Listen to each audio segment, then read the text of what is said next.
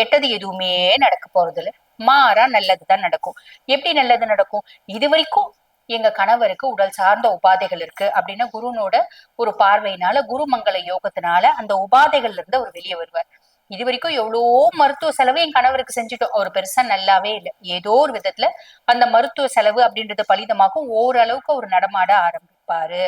சின்ன சின்ன accident surgeries இதுக்கெல்லாம் யோசிக்கிறதுக்கான வாய்ப்பே இல்லை. ஒரு சர்ஜரி பண்ணலான்னு முடிவு பண்ணோம், உடம்பு குதிரலன்னா சர்ஜரி பண்ணலான்னு முடிவு பண்ணோம், உடம்பு குதிரிச்சு, உடம்புல முன்னேற்றம் இருக்கு, அதனால டாக்டரே சர்ஜரி வேண்டாம்னு சொல்லிட்டாங்க இப்படின்ற மாதிரி இருக்கும். புரியுதுங்களா?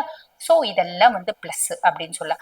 சமுதாயத்துல அசிங்கம், அவமானம், அவப்பேரு அதெல்லாம் ஆல்ரெடி இருக்குன்னா அதுல இருந்து ஒரு விமோச்சனம் அப்படின்றது வரும், இதுவும் ஒரு பெரிய பிளஸ்.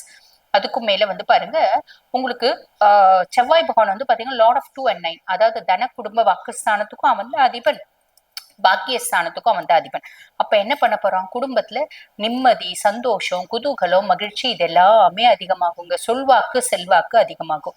திடீர் தன பிராப்தின்னு இருக்கும். இன் ஜெனரல் வந்து செவ்வாய் குடும்பஸ்தானத்துல லார்ட் ஆஃப் 2 வந்து பாத்தீங்கன்னா இவர் வந்து 8ல இருக்காருன்னா கெடுபலன்கள், அதுக்கும் மேல அவர் 2ஆம் பாவத்துக்கும் கெடுதல் பண்ணுவாரு, 9ஆம் பாவத்துக்கும் அதிர்ஷ்டத்தை கொஞ்சம் காம்ப்ளிகேட் பண்ணுவாரு. ஆனா இப்ப அப்படி நம்ம பெருசா யோசிக்கணும்னு இல்ல, குருனோட பார்வை இருக்கிறதுனால குடும்பத்துல மாறா நிம்மதி, சந்தோஷம், குதூகலம், சொல்வாக்கு செல்வாக்கு அதிகமா வருது.